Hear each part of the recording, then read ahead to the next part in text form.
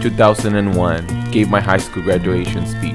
2002, I'd been in college for a year and was beginning to wonder if I truly belong in higher education. 2003, heard an undocumented student from UCLA talk about scholarships and got inspired again. 2004, the fact that transferring was not a possibility made me want to continue my education. 2005, started doing construction work and washing dishes to pay for the other half of school that scholarships were not covering. 2006, transferred to a four-year university. 2007, along with other students, we created a safe space for undocumented students on my campus. 2008, Senator Barack Obama was elected president and a lot of us became hopeful. 2009, told my dad I was gay. 2010, got myself a degree in journalism and came out as queer, undocumented, and unafraid.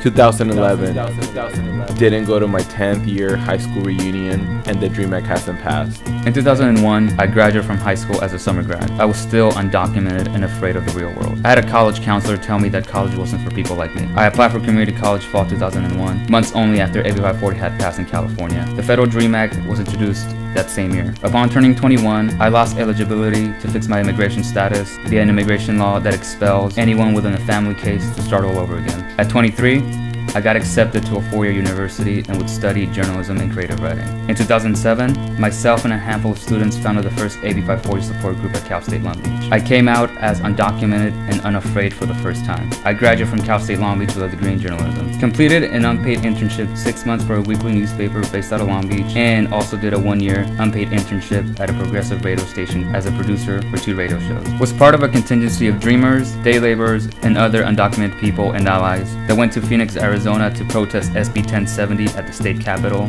on the eve of being ratified. Struggled to move on with my life, such as finding an apartment on my own after being repeatedly turned down by landlords for lack of proper documentation. Life goes on, and yet the DREAM Act hasn't passed.